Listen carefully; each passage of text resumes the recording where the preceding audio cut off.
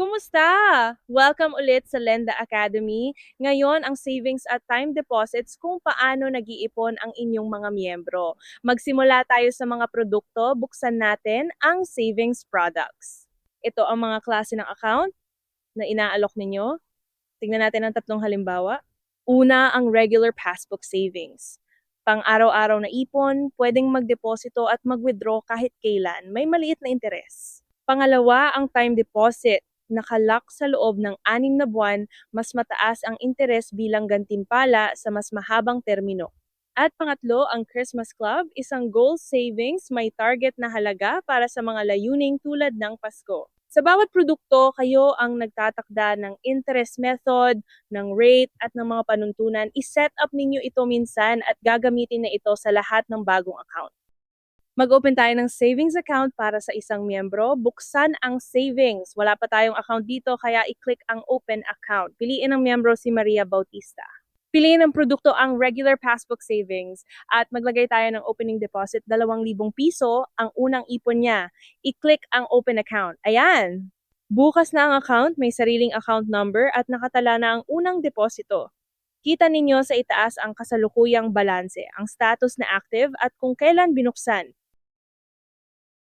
Ngayong bukas na ang account, subukan natin ang mga transaksyon para magdeposito. Sa deposit form, ilagay ang halaga 1,500 piso tapos post deposit. Ayan, dumagdag ang balanse. Para naman mag-withdraw, sa withdraw form, ilagay ang halaga 500 piso tapos post withdrawal. Bumaba ang balanse. At tingnan ninyo ang transaction history sa ibaba bawat deposito at withdrawal, may petsa, halaga at ang running balance pagkatapos. Ito ang digital na passbook ng miyembro, malinis, tumpak at pwedeng i-print anumang oras gamit ang passbook PDF. Ngayon, mag-open naman tayo ng time deposit. Balik sa savings, tapos open account ulit. Ang miyembro si Jose Garcia. Ang produkto ang time deposit, 6 na buwan.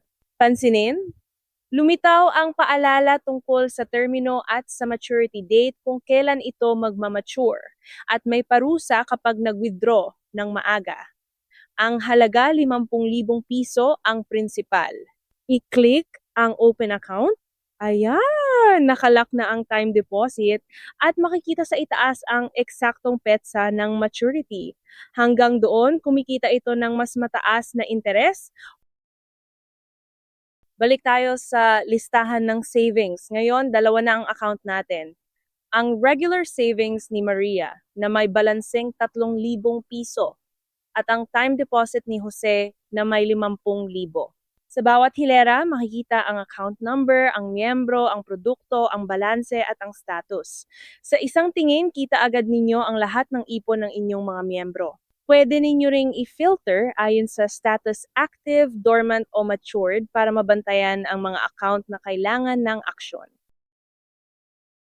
At iyan ang savings at time deposits ng Lenda, i-recap natin. Una ang savings products. Kayong nagtatakda ng mga klase ng account regular, time deposit, at goal savings, kasama ang interes at mga panuntunan. Pangalawa, madaling mag-open ng account para sa isang miyembro, magdeposito at mag-withdraw na may kompletong passbook ledger. At pangatlo, ang time deposits. Nakalock sa isang termino, mas mataas ang interes, may maturity at maging early withdrawal rules. Automatikong kinukompute ng sistema ang interes araw-araw at pwede itong i-post sa inyong accounting. Sa susunod na module, tutuklasin natin kung paano hinahati ang kita ng kooperatiba, ang dividends at surplus. Kita-kita tayo doon!